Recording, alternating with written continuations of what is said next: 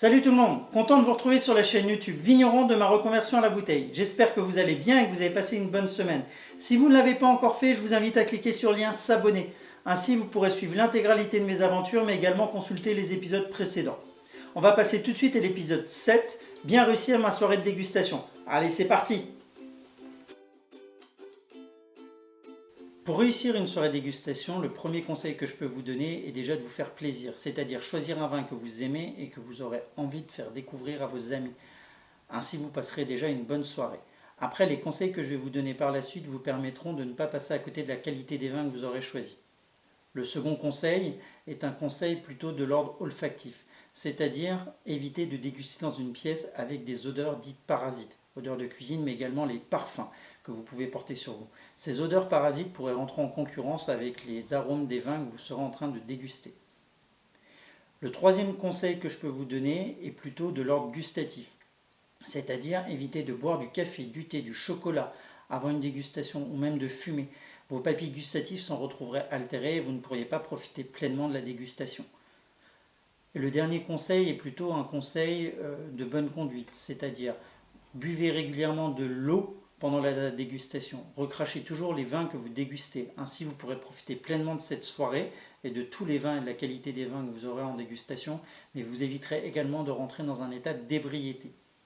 Après, pour réussir une bonne soirée de dégustation, il vous faut du matériel.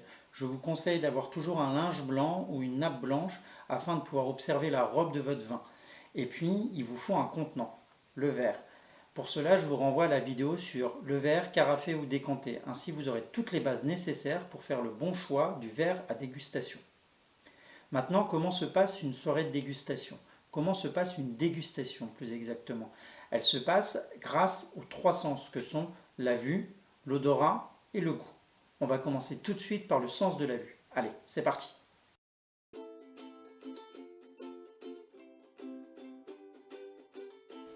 La vue est le premier sens que l'on utilise lors d'une dégustation. À travers lui, on va pouvoir se faire une première idée du vin en observant trois éléments. La robe, qui nous donnera une idée de l'âge du vin, la limpidité de la robe, qui nous donnera une idée de la consistance du vin, et ensuite la présence de l'arme, qui nous donnera une idée du pourcentage d'alcool de ce vin et donc de sa zone de production.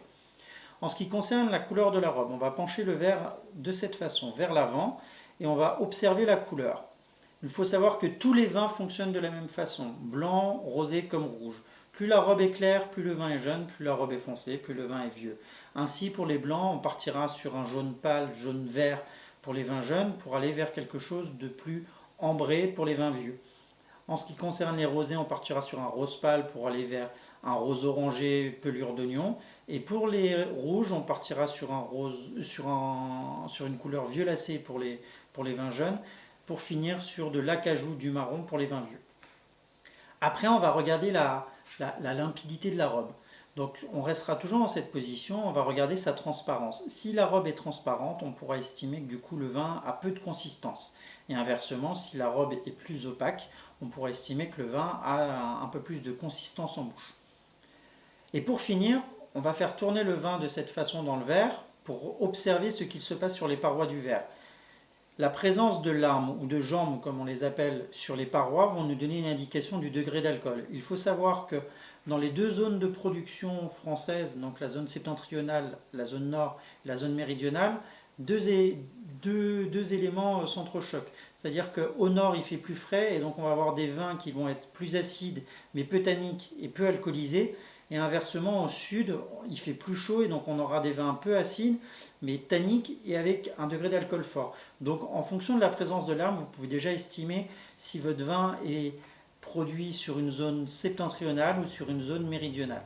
Donc une fois que vous savez tout ça, on va passer maintenant au sens de l'odorat.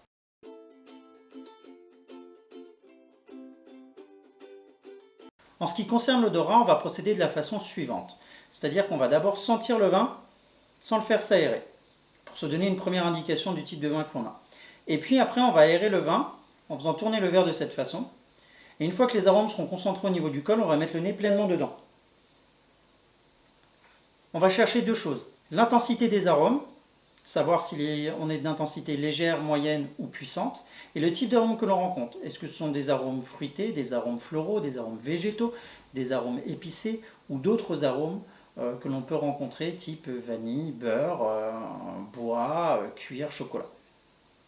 Il faut savoir qu'en fonction de la zone de production et du type de climat, les cépages vont développer des arômes différents. Pour cela, je vous renvoie à l'épisode sur le chablisien et donc à l'évolution du chardonnay en fonction du climat dans lequel il est produit.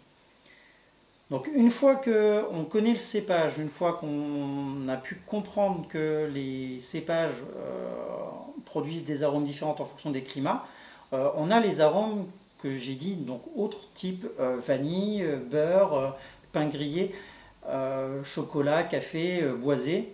Donc ça, ce sont des arômes qui sont liés au type de vinification et au choix du vigneron. C'est-à-dire que ces arômes viennent souvent du fait d'un élevage en fût de chêne. Et donc, ça va vous donner aussi une indication sur le processus de vinification et peut-être parfois sur une région viticole particulière. Maintenant, on va finir par le goût. Et une fois qu'on aura corroboré les informations entre la vue, l'odorat et le goût, on pourra essayer d'analyser ce vin et d'estimer sa zone de production et le type de vin. Voilà. Allez, c'est parti pour le goût.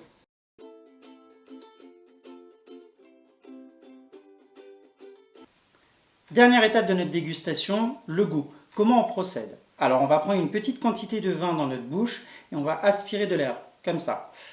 Ce qui va permettre de continuer le développement des arômes et de mettre en place le processus de rétro-olfaction. Une fois qu'on a fait ça, qu'est-ce qu'on va analyser? On va analyser dans un premier temps le côté sucré du vin. Est-ce que votre vin il est sec, demi-sec, doux ou liquoreux? Pour ça, on va regarder ce qui se passe sur le bout de la langue.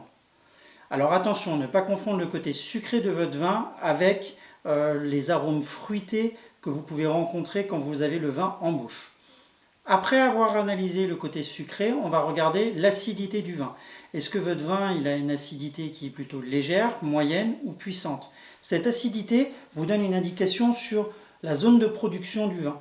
C'est-à-dire que dans un climat frais, on a des vins qui sont plus acides et dans un climat chaud, des vins moins acides. Donc ça vous donne déjà cette indication et ça permet de corroborer avec les analyses que vous avez faites précédemment sur les deux autres sens que sont la vue et l'odorat. Après, pour les rouges, vous allez analyser les tanins. Contrairement à l'acidité qui fait saliver, les tanins sont astringents. Ils tapissent, ils assèchent la bouche. Donc là aussi, on sait qu'un vin, quand il est produit dans une zone méridionale, il a des tanins qui sont puissants et donc qui vont vous assécher la bouche. Et inversement, quand c'est sur une zone septentrionale, donc une zone avec un climat frais, les tanins seront légers. Ils seront même très doux, très veloutés. Donc voilà. Donc ça vous donne cette indication. Ensuite, on va regarder la consistance en bouche. Alors la consistance en bouche, on peut faire le lien avec la limpidité de la robe. Est-ce que cette consistance, elle est légère, moyenne ou puissante? Et puis on finira par les arômes. Les arômes en deux fois. Quel type d'arôme dans un premier temps on rencontre quand on l'a dans la bouche? Est-ce que ce sont les mêmes arômes que ce qu'on a rencontré avec l'odorat? Et puis ensuite, la persistance aromatique, à ne pas confondre avec la persistance des tanins, de l'acidité. La persistance aromatique, c'est combien de temps les arômes durent dans votre bouche. Donc on compte en caudalie. Un caudalie égale 1 seconde. Et donc, plus le vin a une persistance aromatique et plus on estime que le vin est de grande qualité. Donc voilà, vous savez tout maintenant pour réussir votre soirée de dégustation entre amis. Vous avez toutes les bases nécessaires pour réussir cette soirée. Je vous souhaite du coup une bonne dégustation et on va passer tout de suite au conseil lecture.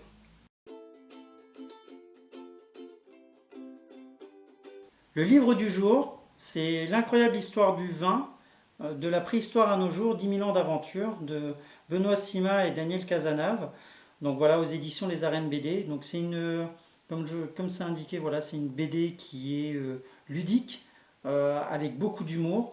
Ça fait partie des premiers livres que j'ai achetés pour comprendre l'histoire du vin. Et voilà, depuis je m'en sépare pas, je la relis, relis et relis, tellement c'est bien écrit, c'est rigolo.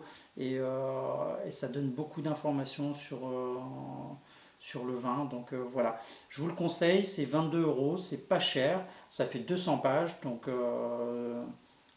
voilà, 200 planches 200 planches qui sont vraiment chouettes. Je vous montre un petit peu les dessins. En plus, c'est coloré. Donc voilà. Bon, bah écoutez, j'espère qu'en tout cas cette vidéo vous a plu. Je vous souhaite du coup une bonne fin de journée. Et puis je vous dis à très bientôt pour un prochain épisode. Et si vous ne l'avez pas encore fait, je vous invite à cliquer sur le lien s'abonner. Ainsi vous pourrez suivre l'intégralité de mes aventures. Allez, ciao ciao!